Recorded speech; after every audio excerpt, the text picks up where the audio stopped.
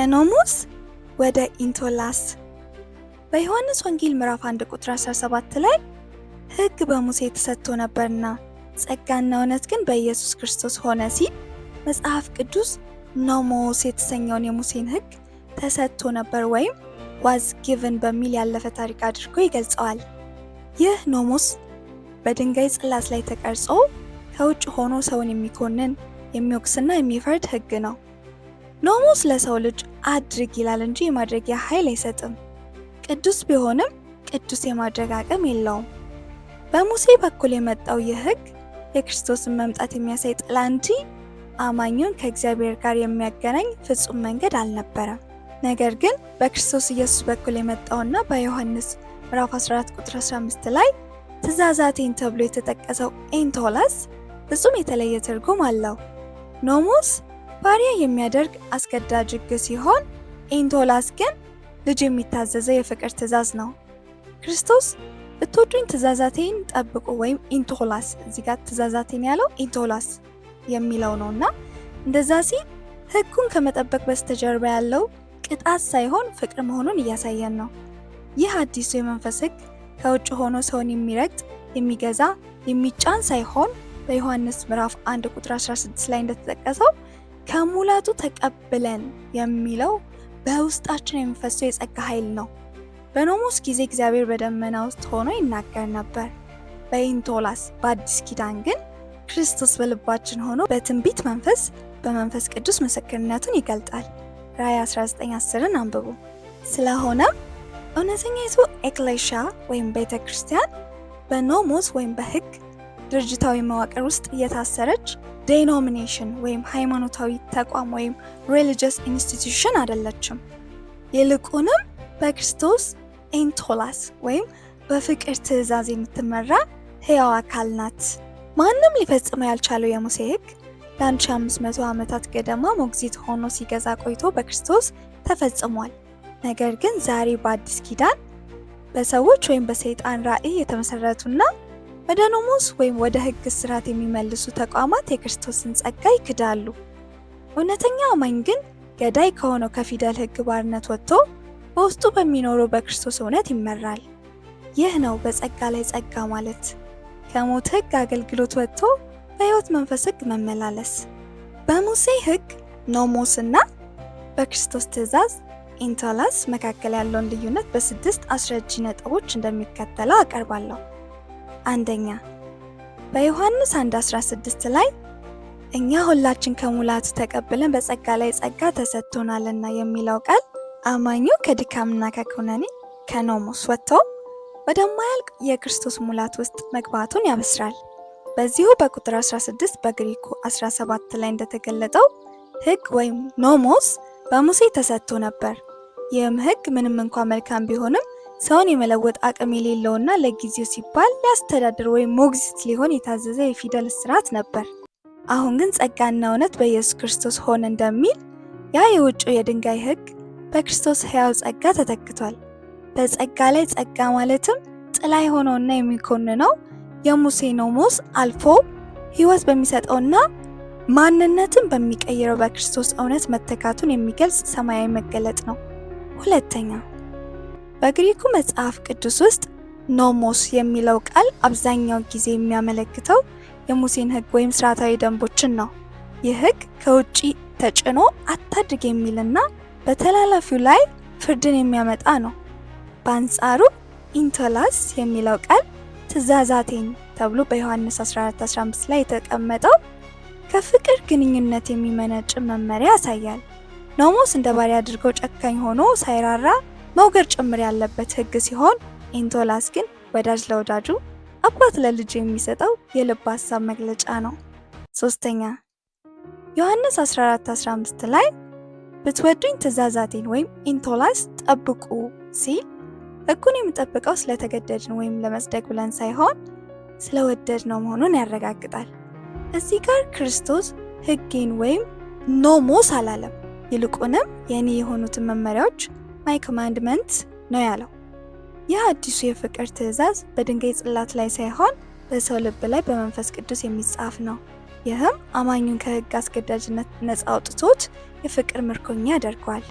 አራተኛ በራዕይ 19:10 ላይ የኢየሱስ ምስክር የትንቢት መንፈስ ነውና የሚለው ቃል የቤተ ክርስቲያንን ወይም ኤክሌሽያ እውነተኛ ማንነት ይገልጻል።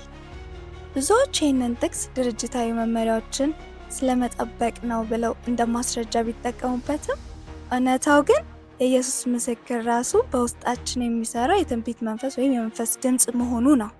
የምስክርነት ከውጫዊ ደንቦች ወይም ኖሞስ የሚመነጭ ሳይሆን ከመንፈስ ቅዱስ መገለጥ የሚመጣና አማኙን ከክርስቶስ ጋር በቀጥታ የሚያገናኝ ሕያው ቃል ነው። አድቬንቲስቶች የኢየሱስ ምስክር የትንቢት መንፈስ ነውና የሚለው ቃል የሄለን ጽሑፎች ማለት አይደለም። አምስተኛ በኦሪቱ ሕግ ኖሞስ እና በክርስቶስ ትእዛዝ ኢንቶላስ መካከል ያለው ትልቁና ዋናው ልዩነት ምንጩ ላይ ነው። ኖሞስ ሰው የእግዚአብሔርን ሕግ ቅንጣት ሳያጎድል መፈጸም አለበት በማለት ሰው ጽድቁ ፍጹም መሆን እንዳለበት ሰውን እየተከታተለ ይጠይቃል። ይህም መቼም ስለማይደረስበት ሰውን ወደ ድካምና ወደ ኩነኔ ይመራል። ኢንቶላስ ግን እግዚአብሔር በክርስቶስ በኩል ሁሉን ስለከፈለ በሚያምን በማንም ሰው ውስጥ ድንቅ ስራ ይሰራል በሚለው የምስራች ወይም የጸጋ ችሎታ ላይ የተመሰረተ ነው። ስለዚህ አዲሱ የመንፈስ ሕግ ድካም የሌለበት ክርስቶስ በውስጣችን ሆኖ ራሱ ትእዛዙን የሚፈጽምበት ድንቅ አሰራር ነው። ስድስተኛ በገላትያ እና በሮሜ መጽሐፍት ላይ እንደተገለጠው የሙሴ ሕግ ወይም ኖሞስ እስከ ክርስቶስ ድረስ የሚያደርስ ሞግዚት ነበረ። ክርስቶስ ከመጣ በኋላ ግን አማኙ በልጅነት መንፈስ ይመራል እንጂ በሞግዚት ወይም በሕግ ስር አይሆንም። የክርስቶስ የፍቅር ሕግ ወይም the law of the spirit of life አማኙን ከኃጢአትና ከሞት ሕግ ነፃ ያወጣዋል። ይህ ነፃነት ደግሞ ለስጋ ምኞት ሳይሆን ለክርስቶስ ፍቅር ከጸጋ ክብር የተነሳ በፈቃደኝነት ለመገዛት የሚያበቃ ሰማያዊ ኃይል ነው። ሞግዚቱ ስራውን ፈጽሟል። ሕግ ወደ ክርስቶስ የሚያደርስ ሞግዚት ወይም አሳዳጊ ነበረ። የሕግ ሚና ክርስቶስ እስኪመጣ ድረስ ሰውን ከጥፋት ለመጠበቅና ኃጢአትን ለማሳወቅ እንደ ጠባቂ ሆኖ አገልግሏል።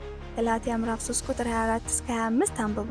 በጸጋ ዘመን አሁን ግን በእምነት በኩል የእግዚአብሔር ልጆች ስለሆንን በሕግ ስርዓትና በኩነኔ ስር አይደለንም። በነፃነት ልንኖር ክርስቶስ ነፃነት አውጥቶናል። ይህ ማለት ግን ያለ ሕግ መኖር ማለት ሳይሆን በሕግ አስገዳጅነት ሳይሆን በክርስቶስ ፍቅርና በልጅነት መንፈስ መመላለስ ማለት ነው። አሁን የተዘረዘሩትን 6 ነጥቦችን ለማጠቃለል ቤተክርስቲያን ወይም ኤክሌሽያ የምትመራው በምድራዊ መዋቅርና በሰው ሰራሽ ወይም ክርስቶስ ተፈጸመ ብሎ ፍጻሜ በሰጠው በቀደመው የሞት አገልግሎት በኖሞስ ሳይሆን በክርስቶስ ሕያው ትእዛዝ ወይም በኢንቶላስ ነው። ይህ የፍቅር ሕግ ሰዎችን ከሃይማኖታዊ ድርጅት አባልነት ወይም ከዲኖሚኔሽን ወይም ሜምበርሺፕ አውጥቶ ወደ ክርስቶስ አካልነት ወደ ቤተ ክርስቲያን ከፍ ያደርጋቸዋል። because they are the body of Christ የክርስቶስ አካል ስለሆኑ። ዮሐንስ ምዕራፍ 1 ቁጥር 16 ላይ በግሪኩ 17 ላይ እንደሚለው እኛ ሁላችን ከሙላቱ ተቀብለን በጸጋ ላይ ጸጋ ተሰጥቶናልና ሕግ በሙሴ ተሰጥቶ ነበርና ጸጋና እውነት ግን በኢየሱስ ክርስቶስ ሆነ የሚለው የሚያስረዳው እውነተኛ አማኝ ከማይራራው ከሚገድለው ከፊደል ሕግ ባርነት ወጥቶ በመንፈስ ሕይወት የሚመላለስ አዲስ ፍጥረት መሆኑን ነው። እርሱም ደግሞ በመንፈስ እንጂ በፊደል ለማይሆን ለአዲስ ኪዳን አገልጋዮች እንሆን ዘንድ አበቃን። ፊደል ይገድላልና መንፈስ ግን ሕይወትን ይሰጣል ይላል ሁለተኛ ቆሮንቶስ ምዕራፍ 3 ቁጥር 6 ላይ። በአድቬንቲስት ሴሚናሪዎችና በጀነራል ኮንፈረንስ አመራሮች ዘንድ መጽሐፍ ቅዱስን በበኩር ቋንቋው ከመመርመር ይልቅ ትኩረታቸውን በ28ቱ መሰረታዊ አስተምሮች ላይ ብቻ በማድረጋቸው በሙሴ ሕግ ወይም ኖሞስ እና በክርስቶስ ትእዛዝ ኢንቶላስ መካከል ያለውን ግልጽ መጽሐፍ ቅዱሳዊ ልዩነት ከህዝቡ ተሰውሮ ይቆይቷል። ይህ በአድቬንቲስት ቁንጮ አመራሮች የተቀነባበረ ሆነ ተብሎ የተደረገው የመጽሐፍ ቅዱስን እውነት ችላ ማለትና የቃላት ማምታታት ስራ አማኞች ግልጽ ሆኖ የተጻፈውን ቃል ሳይረዱ ባልተጻፉ የድርጅታዊ ትርጓሜዎች ላይ ጊዜያቸው እንዲያባክኑና ከወንጌሉ እውነተኛ የነጻነት መልእክት እንዲርቁ አማኞችን አድርጓቸዋል። በአድቬንቲስት ተቋም ከፍተኛ አመራሮችና የሥነ መለኮት ትምህርት ተቋማት ውስጥ የኖሞስ እና የኢንቶላስ ጥልቅ ልዩነት እንዳይታወቅ በኤለን ጽሑፎች አዚም ተደርጎ አደገኛ ሰይጣናዊ ትብታብ ሰዎችንና ስርዓተ ትምህርቱን ቆልፎ ይዞታል። በሴሚናሪዎችና በተለያዩ ኮሌጆቻቸው ውስጥ የግሪኩን በኩር ቃላት መመርመርና ዋናውን የወንጌል እውነት ያንን ከማጥናት ይልቅ ትኩረታቸው ሙሉ በሙሉ በ28ቱ መሰረታዊ ትምህርቶች ላይ እንዲያርፍ እንጂ ከዛ እንዳይወጣ ተደርጓል። ይህም ተማሪዎችና መጋቢዎች መጽሐፍ ቅዱስን በራሱ በቃሉ ተርጓሚነት እንዲመረምሩ ሳይሆን ቀድሞ በተቀረጹት አስተምራዊ ማዕቀፎች ውስጥ ብቻ ተከልለው እንዲያስቡ አድርጓቸዋል። የግሪኩ ቃል ኖሞስ ሲል በብሉይ ኪዳን የነበረው የድንጋይ ጽላትና ሌሎች 613ቱን ሕግጋት እንደሆነ፣ ኢንቶላስ ደግሞ በክርስቶስ የተሰጠውን አዲስ የፍቅር ትእዛዝ በመሆኑ በአድቬንቲስት ስር ያሉ ሰዎች የሁለቱን ልዩነት የሚለዩበትን እውቀት ሆነ ተብሎ እንዲደበዝዝ ተደርጓል። የኖሞስ እና ኢንቶላስ ቃላትን ልዩነት ማወቅ የቀን ሰንበትንና የሕግን አረዳድ በአድቬንቲስት ውስጥ ያናጋል፣ ሰውንም እናጣለን ከሚል ስጋት ወይም ፍርሃት የመነጨ በመሆኑ እውነቱ ከሰዎች ተደብቋል።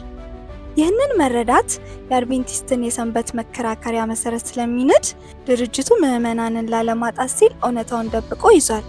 ይህ ስጋት አማኞች በክርስቶስ ስላገኙት ፍጹም የጸጋ ነፃነት እንዳይገነዘቡ እንቅፋት ሆኗል።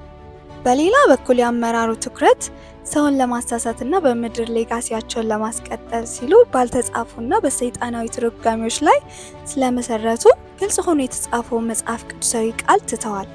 በሴሚናሪዎች ላይ መጽሐፍ ቅዱስ ራሱን እንዲተረጉም እድል ከመስጠት ይልቅ ትምህርቱ ሁሉ በ28ቱ መሰረታዊ አስተምሮች ዙሪያ እንዲሽከረከር መደረጉ የምዕመኑንና የተማሪውን የመመርመር አቅም ገድቦታል። በአጠቃላይ የግሪኩ በኩር ቃላት ያልተነበቡበትና ያልተጠኑበት ዋናው ምክንያት ቃላቶቹ የሚሰጡት ትክክለኛ ትርጉም የቤተ እምነቱ መሰረት ስለሚንዱና ሰዎችን ወደ ክርስቶስ ፍጹም ነፃነት ወይም ወደ ኢንቶላስ እያፈለሰ ስለሚመራቸው ነው። በዚህም ምክንያት በግልጽ የተቀመጠውን መለኮታዊ ቃል ከመማር ይልቅ የድርጅቱን መዋቅር በሚያስጠብቁ ንዑሳን ነጥቦች ላይ ጊዜ በማጥፋት ሕዝቡ ከቃሉ እውነት ተለይቶ እንዲቆይ ተደርጓል። ምርመራችን ይቀጥላል።